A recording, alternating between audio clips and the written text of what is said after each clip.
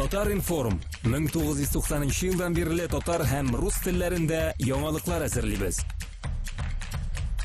Компьютер, планшет, смартфонда. Яңалыклар, фикер, күзәтү. Для начала хотелось бы с вами познакомиться, потому что, как правило, в России не очень много знают об Африке. Вот расскажите о своем детстве. Как вы провели свое детство? Где вы вообще выросли? Из какой вы страны? Из какого города? Во-первых, меня зовут Оливер Мукенди. Я приехал из Демократической Республики Конго. Я родился в столице Киншаса. Это где я провели все свое детство. Там жили и приехали в Россию. А расскажите вот о своем детстве, потому что, когда русскому человеку говоришь там Африка, он сразу, какие у него восприятия? Там племя, например, жара. Вот как у нас? Все нормально, как у нас говорят, обычные действия, как у нас по своем природе, все как живем. Я жил где-то нормально, не как люди думают, что там бегает лев или жираф. Вот, да. Это не совсем то вообще впечатление, которое у некоторых людей из России или просто думают про нас. Мы жили нормально, как здесь, в Татарстане. То есть, как бы в квартире? Да, дом, свой собственный дом, и там жили. У вас большая семья? Большая семья. То есть это братья, сестры еще? Семья очень большая, 17 детей. Вот, у папы несколько жен было, вот такая семья у нас. А чем вы увлекались? В школе ходили, после школы играли на улицу, как все, бегали, игра, вот. Не как у вас здесь можно отправлять детей на лагерь. У нас такой вообще по-своему просто. Играем после школы, играем в футбол на улицу. Все, что нам можно, удобно, да. Вот так у нас детство. А почему вы вообще решили учить русский язык, переехать в Россию? Я свою после окончания школы, я мечтал стать летчиком. И единственный способ у меня был, чтобы стать, кого я мечтаю, это был приехать в Россию. И тут у меня дали возможность поступить на инженер самолета. Но я приехал, оказалось, что я буду инженер, а не летчиком. Вот нюанс какой-то вот получилось. А почему летчиком? У вас, может быть, кто-то из родственников летчик? Нет, у меня семья вообще никакого вообще летчиков. Это мечта из детства. Я всегда вообще мечтал, как водить один день самолет, и я мечтал вообще с детства. Просто это что меня дал как смысл жить в этом моменте, когда я еще дети были. А русский язык, когда вы начали учить? Вы еще у себя в стране или уже? Нет, я приехал с нуля, ничего не знал. Только здесь мы начали учиться русский язык с нуля точно. Как дети в садике, папа, мама, да, АБВГ, вот все нам научились сначала, элементарно. После того, что вы получили, это начинает обновить все, что вы узнали в школе, на французском или на английском, на своем языке, надо узнавать это на русском языке.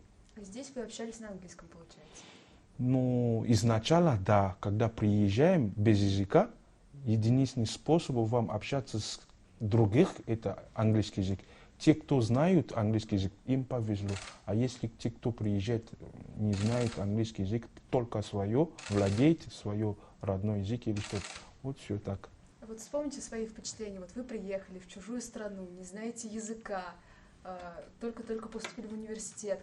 Какие впечатления у вас были? Во-первых, страх.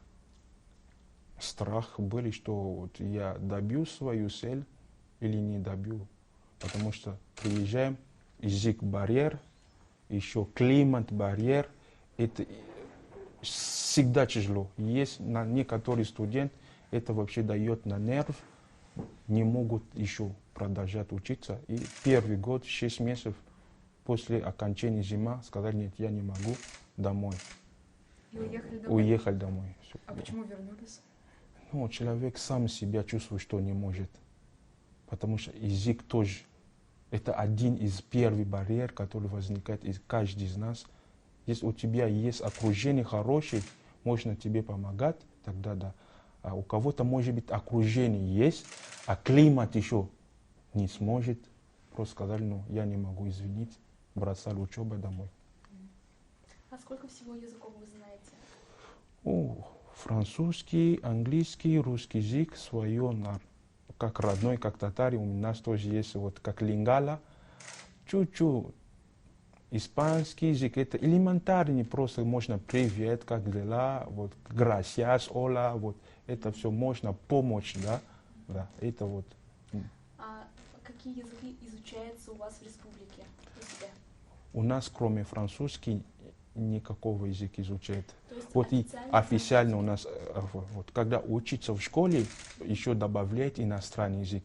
Там идет английский, испанский, португальский, зависит от родителей. Кого хочешь, что свое ребенок владеет вот несколько языков, можно вот туда, на любое направление. Вот. То есть родители сами выбирают? Вот, это выбирает родитель. Если вот, смотря преимущество какое-то, если семья собирается ехать жить в страна, где говорят на английском, вот, лучше детей владеют английский язык. А сколько классов у вас в школе? 12. 12 классов. Да. Вот вы говорите, что не выдержали и уехали, но почему-то вот, почему вы вернулись? И сейчас вот, насколько я читаю ваше интервью, вы всегда говорите, что очень любите Татарстан и даже не хотите уезжать в Москву. Почему все-таки решили? Это желание от человека. Я приехал сюда, насколько барьер был, я на это не смотрел. Просто я такого человека, я дали себе цель, надо добить свою цель. Я заметил, что это тоже получается. Хотя бы есть проблема, хотя бы вот бури, все. Я постараюсь это преодолеть, и все. Вот сейчас у меня появляются новые знакомства, и я человек общества. Я живу с людьми, которые меня принимают, я тоже их принимаю. Вот все. Когда у тебя есть эта дверь, открывается, и зайду, все, у меня нормально. А расскажите, как вы поступали в университет? То есть у вас страна, получается, дает какие-то квоты, как-то оплачивает? Ну, каждый год Россия, моя страна, есть договор, который дает преимущество несколько студентов приехать сюда учиться. Это квот заключается 30 студентов. Это зависит, как студент вот, может быть увеличивать, может быть уменьшаться. Вот у нас максимум приезжаем 30 студентов и приезжаем сюда, в Россию, и начинают нам отправить по направлению, куда вы хотели учиться. Если вы выбрали, я хочу, допустим, врач, вам другой город, я хотел экономист, тебе это город, я хочу инженер, вот, за то, что я хотел инженер стать, самолетчики, меня отправили в Казань. Давайте перейдем теперь к Союзу африканских студентов. Насколько я знаю, вы руководителем являетесь. Расскажите, чем занимается Союз? Ну, я хочу сначала сказать, до создания этого союза, эти люди, которые со мной вот увидели, какой я, придумали, что иностранный студент именно из Африки, у нас есть многие проблемы общения. Для того, чтобы их помогать, надо создать какой-то союз, где они будут как организовать свои мероприятия. И эти мероприятия, после того, что вы команда создали, можно их отправлять на несколько организаций, которые уже есть в Татарстане, допустим, Лига студентов, Молодежная ассамблея, еще АИСА есть, который Ассоциация иностранных студентов. И мы туда отправляем наши, как активисты, чтобы принимать участие. Ну, для того, чтобы их отправлять, там надо создать какой-то кадр, комфорт для них. И мы занимаемся для адаптации наши ребята. Потому что после того, что заметил, многие тяжело жить здесь, никуда нет места ходить, особенно зима, всегда в общежитии мы сидим. Надо что-то сделать, чтобы легче было для всех. Чтобы мы собираемся 1-2 раза в неделю куда-то, допустим. Обычно у нас ребята религиозные, мы еще вот эти вопросы придумали, чтобы кадры какой-то религиозный для тех, кто вот как религия принимает, мы собираем в выходной 1-2 раз, вот куда-то сидели, а потом помогает, советуем, и что надо делать, что куда-туда, и вот как у нас деятельность идет. А насколько давно Союз появился? Уже, могу сказать, 4 года. Это был в 2015 году. с помощью молодежной ассамблеи, еще в комитете как молодежь город Казань, мы создали союз африканский. А кто входит в этот союз? Сколько человек у вас в союзе? Из каких стран? Эти все страны приехали из Африки, выходит, вот это все вот присутствуют в Республике Татарстан. Те страны, которые у нас есть, мы создали какой-то органиграмм, это выходит, каждый представитель стран, у них есть, как называется, колония, да, команда, вот. Каждый стран, они выбирают там, кто будет их представлять. А это каждый представитель, каждый стран выходит в состав Союза Африканский, и вот как мы управляем Союз Африканский. А сотрудничаете, может быть, с какими-то другими союзами? Наверняка ведь есть там, я не знаю, из других стран, допустим, Греческий союз, там, Азербайджанский. Ну, на самом деле у нас нет такой вообще отношений. Ну, бывает, у них есть какой-то праздник, они хотели нам пригласить, они приглашают нас, мы принимаем участие в их мероприятии. Но какой-то, как прямой вообще отношений вообще пока нет. У вас, может быть, есть какие-то данные, вот насколько много студентов из Африки учатся в Татарстане? Ой, это конкретное число нету, потому что каждый год меняется. Либо уменьшает, либо увеличивает, потому что студент закончится, уезжает. Вот сейчас более-менее где-то иностранный язык, просто количество, вот где-то 4000, не помню. Но у нас уже из Африки около 1000. Около 1000 студентов. 1000 студентов в Казани. Как нам известно, вы снимаете войны с другом и говорите на татарском языке. Нам было бы интересно понять, спросить вас, как вы изучали татарский язык, понимаете ли вы, разговариваете ли? Ну, насчет татарский язык речь идет, потому что я еще вот как начал выступать, как на банкете, как зарабатывать деньги. И один из ведущих мне предлагали: Оливер, если вы начинаете выступать на татарском языке, тебе будет повезло. В тот момент был бы речь, как мне учить татарский язык, потому что русский язык уже проблем. Если добавляю еще татарский, ужас, потому что я на первый курс, у меня иностранный язык, был татарский язык. Я отказал это, сказал: нет, я не могу татарский язык. А пришло время, что тебе как преимущество татарский язык. У меня соседи были вот на общежитии, где я жил, попросили: ребята, помогите мне выучить такой песни. Как эта песня? Вот слова, я написал слова, потом как фонетика, да, надо уметь произношение слова. Сделали это произношение. Вот. Я говорю, оказалось, что получается хорошо. И я начал с ним, вот как сейчас, как просит: я хочу кушать. Они мне говорят: вот так я хочу это вот. Они смотрят на меня: эй, сын, караминга, вот эти слова потихоньку с ними начали учить. И вот я до сих пор еще учусь татарский язык, но свободно пока не могу, потому что это займет время. Вы знаете, вот, например, обычно говорят, что для иностранцев очень тяжело учить русский язык, один из самых сложных. Вот по вашему мнению, насколько сложно? И татарский язык насколько сложно? Ой, у меня нет вообще определенных цифр, можно, потому что это все зависит от человека. Язык — это человек. Хочешь говорить, когда желание есть, будет говорить. И практика. Я могу идти на какое-то любое направление язык, я выучу, у меня остается в голове. Когда нет практики, у тебя никогда не получается. Потому что надо желание и говорить. Когда нет желания, и говорить тоже не будет. У меня так получилось, потому что я хотел говорить, и вот так сейчас я с вами общаюсь. А вот сколько вам потребовалось времени, чтобы начать вот понимать, мыслить на русском языке? Год. Год, Да, потому что это надо. Все, что вот русский язык насколько сложнее, я могу сказать, начало нормально идет.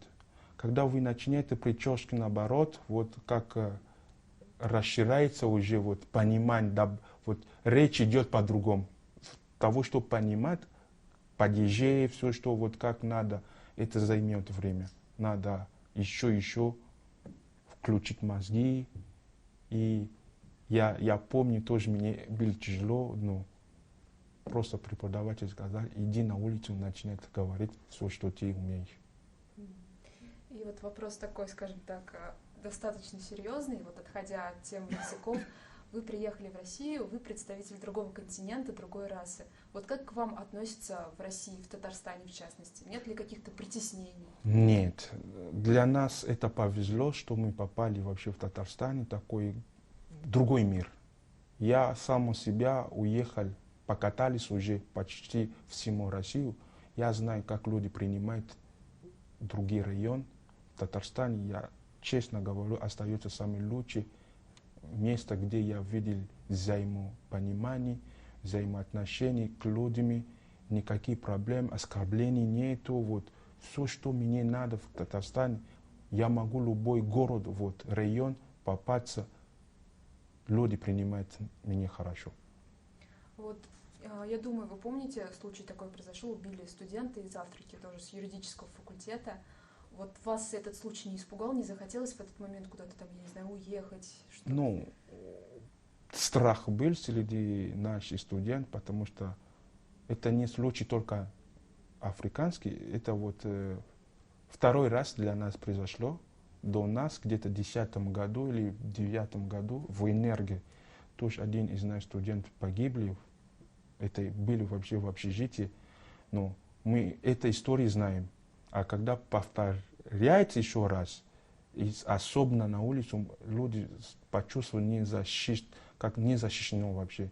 Типа как опасно нам ходить на улицу. И собрались наши, сказали, что это случай произошло как судьба, можно сказать. Это судьба. Если Бог сам решил, что Он будет закончить так, это судьба. Не бросайте ваши как желание, чтобы вы приехали учиться, успокойтесь. Страх просто. Постарайтесь пока потихоньку не гулять ночью, поздно. Береги себя и следите за своим. Мы не знаем, что вы творите, когда уходите на улицу. Конфликт какой-то вы создаете, если вы куда-то ходите. Просто следите за свои поступки, ведите вам нормально, как вы приехали здесь. Не забудьте, что вы гости здесь. Это все мы сказали, но мы постараемся, чтобы нам тут больше комфортно и защищено. Вот нормально. Мы живем, и слава Богу, что такого вообще, надеюсь, больше не повторяется. Ну, вернемся к радостным все-таки темам, потому что не хочется говорить о грустном. Возвращаясь к теме вайнов, расскажите, о чем вы снимаете вайны? Какие темы? Ну, это разные темы, просто мы с Искандер, это человек, который познакомились уже 4 года, можно сказать. С ним мы постараемся, чтобы вайн отличается с другими. Мы найдем какую-то актуальную тему, которая происходит среди людей, и подумаем, сценарий пишем, чтобы смешно были, и вот так мы пишем войны. Много у вас подписчиков? Ну, где-то 1000 чем-то, вот, я не обращаю внимания. Но... Вы в Инстаграме же только, да? Да. Или на Ютубе еще? Ну, только Инстаграм. Вот вы еще учите песни, поете песни на татарском языке. Вот какая самая ваша любимая песня? Самая, это Альга Магашларе, потому что это песни, когда слышал первый раз, ну, хотя бы слова непонятно были, но мне понравились эти песни. И когда мне предлагали петь песни на татарском языке, были несколько вариантов. И я выбрал именно эту песню, потому что была насколько вдохновленной для меня песней. Я сказал, что я эту песню пою. А сколько вы знаете песен? Много? Ну, в настоящее время где-то 5 народных песней татарских. А можете нам кусочек напеть? Вот.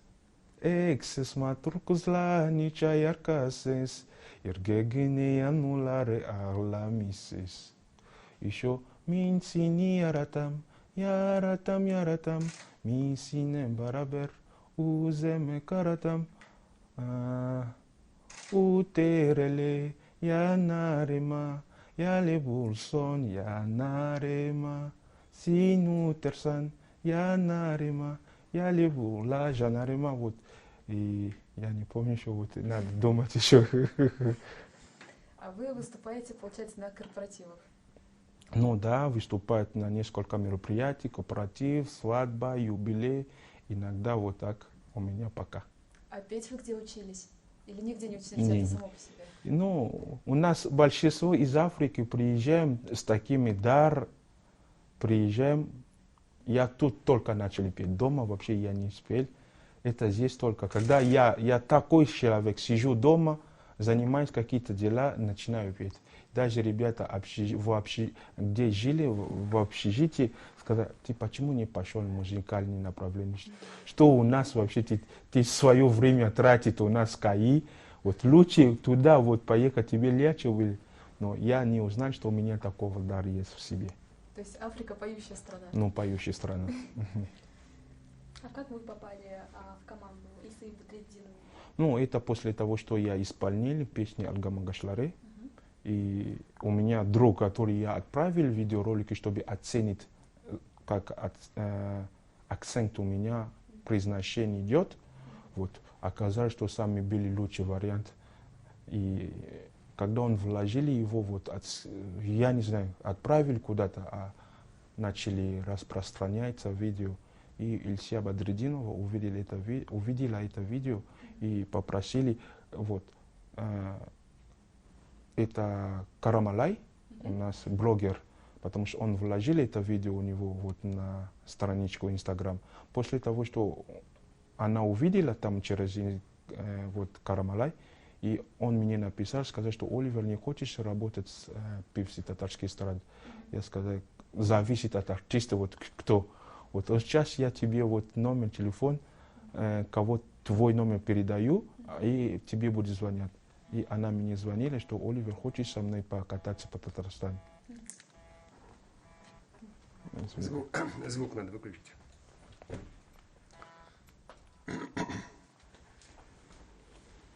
Продолжим. А часто ли вы гастролируете? Ну вот, год-два я с ней покатались, и сейчас уже не катаюсь с ней, потому что произошло, учеба надо завершить, и я остановился гастроли. Вы учитесь в магистратуре, получается? Я уже закончил, просто произошло последний поворот, были бы заниматься по-серьезному. Либо учеба, либо гастроли. Я выбрал, что у меня еще цели. Здесь я живу на основании учебы, поэтому были бы проще мне учебу закончить. Возвращаясь к Татарстану, расскажите вот о своих любимых татарских блюдах. Что вы любите есть? Я люблю губадья, потому что мне это понравилось. И еще есть чек-чек. Я не знаю, лапша это вот татарские блюда. Тухмашлы аш. Да. И еще белеш. Вот. Это все, что я по деревне всегда кушаю, когда любой праздник, белеш всегда прилагаю. А отличается, вот, намного сильно отличается? Намного сильно, потому что разные вообще. Даже у нас большинство кухня у нас состоит из травы. У нас разные видов есть траву, которую мы едим и едим.